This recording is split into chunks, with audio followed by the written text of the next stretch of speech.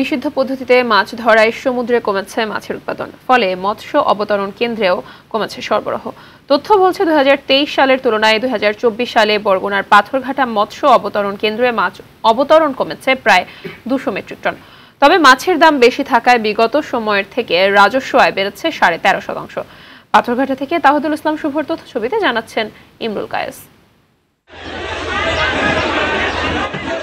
একসময় যেখানে মাছ আর মানুষের ভিড়ে পা রাখার জায়গা হতো না, এখন অনেকটাই ফাঁকা। এটি বরগুনার পাথরঘাটা মৎস্য অবতরণ কেন্দ্রের চিত্র। জেলেরা বলছে আগের তুলনায় সমুদ্রে মাছের উৎপাদন কমেছে, যার প্রভাব পড়েছে অবতরণ কেন্দ্রে। তথ্য বলছে 2023 সালের তুলনায় 2024 সালে মাছের সরবরাহ কমেছে প্রায় 200 মেট্রিক টন। তবে মাছের সরবরাহ কম হলেও দাম বেশি হওয়ায় আগের তুলনায় রাজস্ব আদায় বেড়েছে প্রায় 13.5%। তবে সমুদ্রে কাঙ্ক্ষিত মাছ না পাওয়ায় ক্ষতির মুখে জেলেরা। অনেক কম, আগে 2 বছর আগে যত মাছ পাওয়া যাইতো সাগরে ইলিশ মাছ, এখন এই মাছটা খুবই কম। যত জেলে যায় সাগরে সবাই শুধু লস। এখন বর্তমানে কেউ লস কাটাই উঠতে পারতেছে না। যে মাছ আমরা পাইছি সাগরে, এই মাছ আমাদের বাজার খরচ হইব না। 14 জন স্টাফ আমরা বোর্ডে, বেতন চাকরির কথা, আমাদের বিবি বাবা ইচ্ছাতে ফ্যামিলি সংসার চালাবো, আমাদের হাতে এই ক্ষমতা নাই। অনেক মাছ কমে গেছে। যারা জেলের আমরা, আমাকেও অনেক কষ্ট হয় এই বিধায় যে মাছ পাই তাতে বাজার খরচা হয় না। আগের থেকে অনেক মাছের আশঙ্কা কমে গেছে।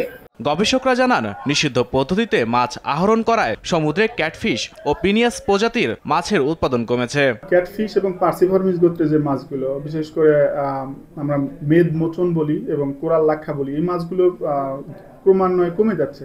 বিষ প্রয়োগ প্লাস হচ্ছে ওভার এক্সপ্লয়টেশনের মাধ্যমে এই জায়গাগুলোকে ব্যাপকভাবে ক্ষতিগ্রস্ত করছি, ফলে হচ্ছে এই মাছ দিন দিন কমে যাচ্ছে। আমরা যদি এই অবস্থা থেকে বের হয়ে না আসতে পারি, সামনের বছরগুলোতে এই মাছ ধারাবাহিকভাবে আরো কমতে থাকবে। নিষিদ্ধ পদ্ধতিতে মাছ আহরণ ও অসাধু জেলেদের বিরুদ্ধে নিয়মিত অভিযান চালানোর কথা জানান এই কর্মকর্তা। মৎস্য বিভাগ থেকে আমরা সারা বছর অভিযান করি।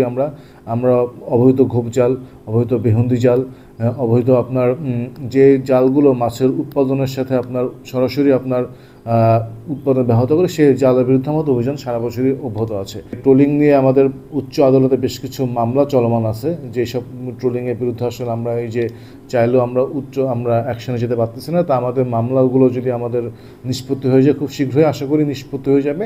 মামলা নিষ্পত্তি হলে আমরা যে ট্রোলিং বোটগুলো আছে, যেগুলোতে আমাদের সমুদ্রের মাছের প্রজাতি ধ্বংস করা হচ্ছে, আমরা তার বিরুদ্ধে আইনানুগ ব্যবস্থা নিতে পারবো। ইমরুল কায়েস, RTV।